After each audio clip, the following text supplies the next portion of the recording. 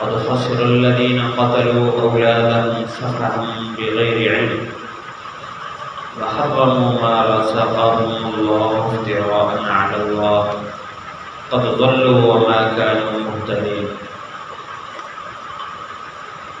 تحقیق خسارہ میں پڑے وہ لوگ جنہوں نے اپنے اولاد کو تب قتل کیا بے وقوفی سے، بغیر علم کے، اور حرام کیا اس کو جس کو جو اللہ تعالیٰ نے ان کو دیا، اللہ پر جھوٹ گڑھتے ہوئے، اور گمراہ ہو گئے، ہدایت پر نہیں ہیں۔ مشرکین کی رسومات باطلہ کا تذکرہ پچھلی آیات سے چل رہا ہے۔ اپنی کھیتی سے، اپنے جانوروں سے بتوں کا نام حصہ چھوڑتے تھے، اور بتوں کے نام پر اولاد کو ذبح کر دیتے تھے، اور بعض جانوروں کو انہوں نے اس کے بعض منافع اپنے اوپر حرام کیے تھے کہ اس کے اوپر سواری نہیں کرنی، اور اسی طرح ان کو چھوڑ دیتے تھے بھی جس کا مرضی کھیت چر جائیں، کوئی ان کو روکتا نہیں تھا۔ یہ صاحبہ وسیلہ حام جانور ہیں، یعنی بتوں کے نام چھوڑے ہوئے جانور ہیں، تو ان کو کوئی کچھ نہیں کہہ سکتا۔ یا کبھی وہ انہی جانوروں کے پیٹ میں جو پیٹ سے پیدا ہونے والے جو بچے تھے، ان کے بارے میں اپنی مرضی سے تقسیم کرتے تھے کہ یہ ہمارے مردوں کے لیے جائز ہیں، عورتوں کے لیے حرام ہیں۔ ہاں، بچہ مردہ پیدا ہوتا تو پھر سارے مل کے کھا لیتے اس کو۔ یہ سب انہوں نے اپنی طرف سے بنائے ہوئے پروپیگنڈے اور رسومات تھی، جس کا حقیقت سے کوئی تعلق نہیں۔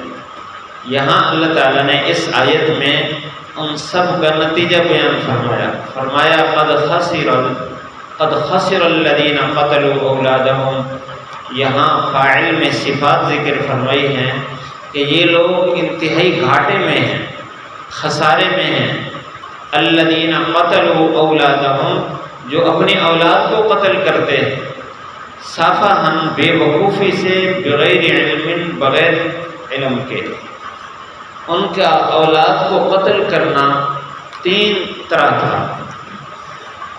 یا تو اگر بچی پیدا ہوتی تو اس کو عار محسوس کرتے تھے اس کی زندگی کو۔ وہ یہ کہتے کہ جب بڑی ہو جائے گی لوگ کیا کہیں گے، ان کے گھر بیٹی بیٹھی ہے، پھر جب شادی کر دیں گے اس کی تو پھر ہمارا داماد ہوگا تو یہ ہمارا ناک کٹے گا۔ تو اپنی عزت بچانے کے لیے وہ بیٹی کو زندہ تربور کر دیتے تھے۔ اتنا بڑے ظالم تھے۔ اور دوسرا ان کا قتل تھا، بیٹا ہو یا بیٹی، کہ اس کو جب یہ سوچتے کہ اس کو تو کھلانا پڑے گا، تو اولاد کے بھوک کی ڈر سے اس کو قتل کر دیتے۔ اللہ تعالیٰ نے قرآن مجید میں فرمایا وَلَا تَقْتُلُوا أَوْلَادَكُمْ خَشْيَةَ إِمْلَاقٍ، اولاد کو بھوک کے ڈر سے قتل نہ کرو۔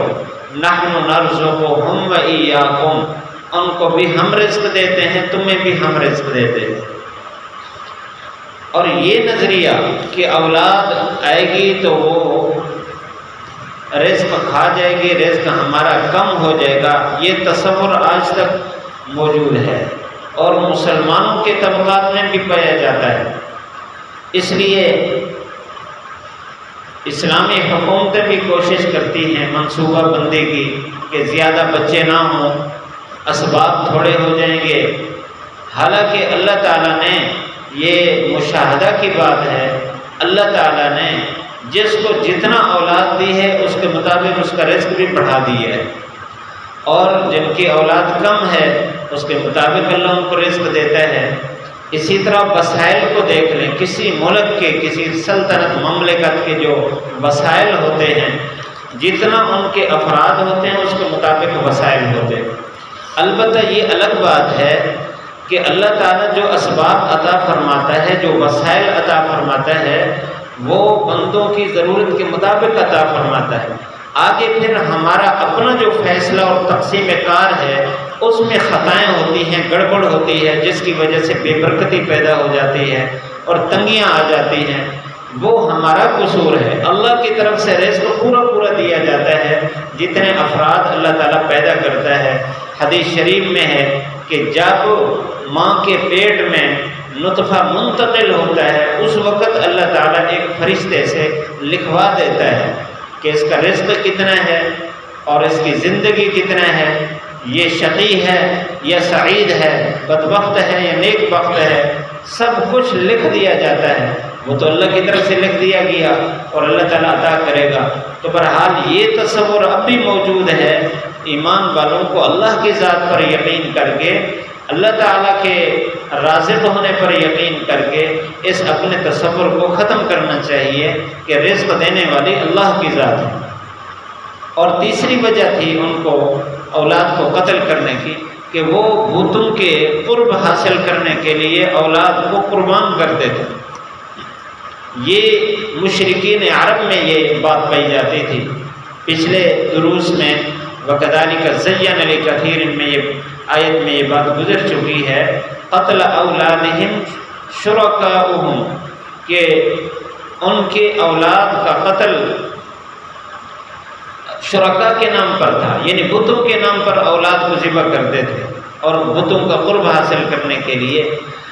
یہ حضور صلی اللہ علیہ وسلم کے دادا حضرت عبد المطلب، انہوں نے بھی زمزم کا کنواں کھودتے ہوئے یہ نظر مان لی تھی کہ پانی نکل آیا تو میں اپنے بیٹوں میں سے ایک کو قربان کروں گا۔ تو بیٹوں میں سے ایک کو قربان کرنے کے لیے قرآن اندازی ڈالی کی گئی تو حضرت عبداللہ کا نام نکلا۔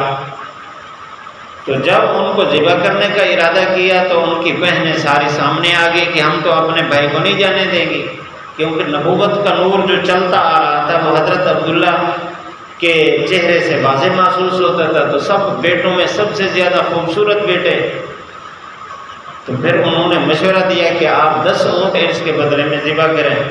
جب قرآن اندازی ڈالی گئی تو پھر حضرت عبداللہ کا نام نکل آیا۔ یوں کرتے کرتے جب 100 اونٹوں پر پہنچے تو پھر اونٹوں کے قرآن نکلا ہے، حضرت عبداللہ کی جان محفوظ ہو گئی۔ یعنی اس وقت یہ تصور پایا جاتا تھا کہ اولاد کو قربان کرنا ہے جس طرح حضرت اسماعیل علیہ السلام کو قربان کیا گیا، حالانکہ وہ اللہ کا حکم تھا اور اللہ کی ایک حکمت تھی جس کو قرآن نے بیان کیا ہے۔ تو بہرحال یہ مشرکین عرب کے نظریات تھے۔ تو فرمایا یہ لوگ خسارے میں پڑ گئے جنہوں نے اولاد کو بے وقوفی کی بنیاد پر قتل کیا اور لا علمی کی بنیاد پر قتل کیا ہے۔ وَحَرَّمُوا مَا رَزَقَهُمُ اللَّهُ، اور جس چیز کو جو چیز اللہ تعالیٰ نے ان کو دی اس کو حرام قرار دیا۔ اس کی ایک قول یہ ہے کہ اس سے مراد بھی اولاد ہے، کہ اولاد اللہ نے ان کو عطا کی ہے اور یہ اس کو قتل کر کے اور اس کو اپنی جائیداد سے محروم کرنے کے لیے، اپنی جائیداد بچانے کے لیے، رزق بچانے کے لیے اس کو جب راستے سے ہٹاتے ہیں تو گویا انہوں نے حرام قرار دیا وہ اولاد والی نعمت کو جو اللہ نے ان کو دی، افتراء علی اللہ، اللہ پر جھوٹ گھڑتے ہوئے کہ اللہ نے اس کی اجازت دی ہے۔ اسی طرح ہر وہ چیز جس کو انہوں نے اللہ تعالیٰ کی مخالفت میں، حکم کے خلاف انہوں نے اپنے آپ کو محروم کیا۔ مثال کے طور پر اونٹ کے بارے میں کہتے تھے کہ اللہ تعالیٰ نے اس کو حرام کیا ہے، اور اسی طرح یہ یہود جو تھے یہ بعض جانوروں کی جو چربی ہوتی ہے اس کو انہوں نے اپنے اوپر حرام قرار دیا تھا، اور یہ اللہ تعالیٰ نے ان کے لیے حلال کیا، انہوں نے اپنے طور پر اس کو حرام کیا۔ تو اس طرح کے کردار ان کے تھے۔ تو فرمایا اور نسبت کرتے تھے اللہ کی طرف کہ اللہ نے اس کو حرام قرار دیا ہے۔ فرمایا قد ضلوا، یہ لوگ گمراہ ہو گئے، وما كانوا مهتدين، یہ لوگ ہدایت پر نہیں ہیں۔ ہدایت پر وہ لوگ ہیں جو اپنے رسومات کو اور اپنے آباء و اجداد کی ان باتوں کو جو پیچھے سے چلی آ رہی ہیں لیکن اللہ اور اس کے رسول کی مخالفت میں ہیں، اس کو جو چھوڑ دیتے ہیں وہ ہدایت پر ہیں۔ جو اسی کو چمٹے رہتے ہیں کہ ہمارے آباء و اجداد کا طریقہ کار ہے ہم کیسے چھوڑیں، یہ لوگ ہدایت پر نہیں ہیں۔ ہمارے روحانی آباء وہ ہیں انبیاء علیہ السلام، اور سب سے بڑا ہمارے سعادت مندی کا جو راستہ ہے وہ حضور صلی اللہ علیہ وسلم کے ساتھ نسبت ہے۔ تو آپ کا بتایا ہوا جو کام ہوگا حقیقت میں سب سے زیادہ کامیابی اور ہدایت کا راستہ وہی ہے۔ اللہ تعالی ہم سب کو عمل کی توفیق نصیب فرمائے۔ قد خسر الذین قتلوا اولادهم سفہا بغیر علم وحرموا ما رزقهم اللہ افتراء علی اللہ قد ضلوا وما كانوا مہتدین۔